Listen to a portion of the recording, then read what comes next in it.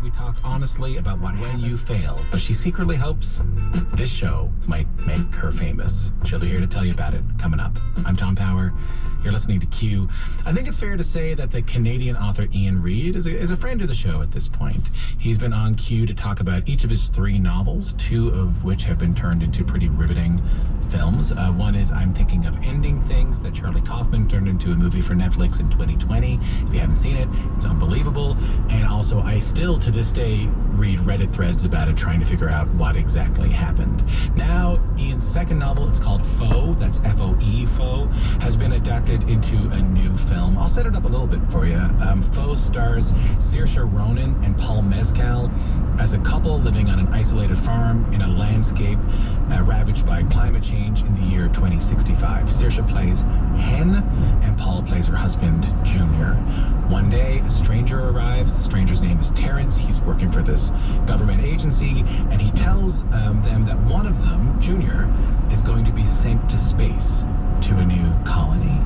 And the time they have left together under the eyes of this new person who's sticking around, they're struggling to understand their relationship and one another while the seconds tick down. So yeah, it's suspenseful, it's kind of dystopian, it's dramatic, but really, Ian sees it as a story about relationships and how we interact with one another. So what happens when you're a small-town Ontario writer and a big movie studio picks up your book?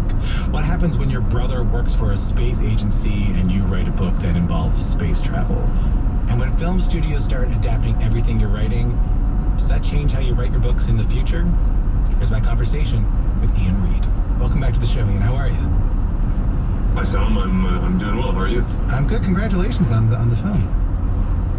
Thank you. It's been a bit of a whirlwind the last couple of weeks as it has come out in theaters, both in Canada and the States, and in the UK coming up. So it's been great to finally make it to this point, because it always feels along the way with a film, it always feels like at any point something may come up to halt the progression. So it does feel satisfying that we're finally here.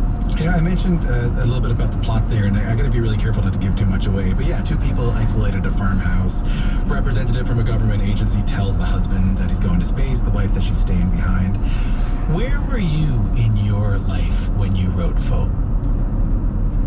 I think it probably goes back to around 2014, almost a decade ago now, when I first started writing it. I had finished I'm Thinking of Ending Things, which was my first novel, but it hadn't come out yet.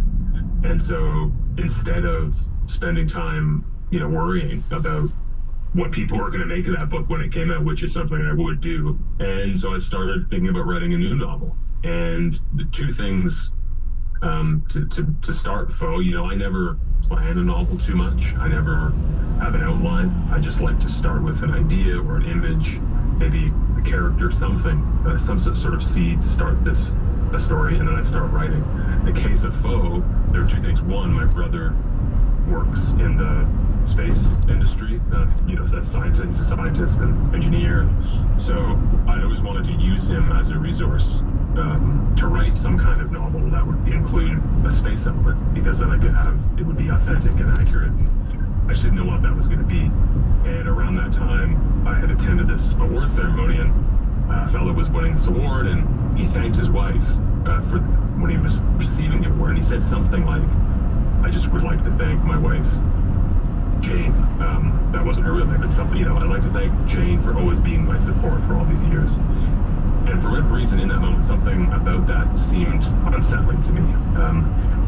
I just thought, well, what is her thing? What does she do? It's not just to prop up his genius or whatever, And so I started thinking about that type of relationship, that type of marriage, where kind of narratives are written within the relationship. And I started to write, and I realized that type of relationship felt confining.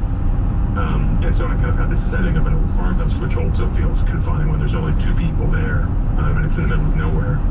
And so I realized quickly that, well, the opposite of that is space. It's literally endless. It goes on forever. And so I realized this would also sort of be my space book somehow. And with those basic ingredients, I just started writing Foe. When did the sort of the tech and the AI and the climate change parts of it start seeping into the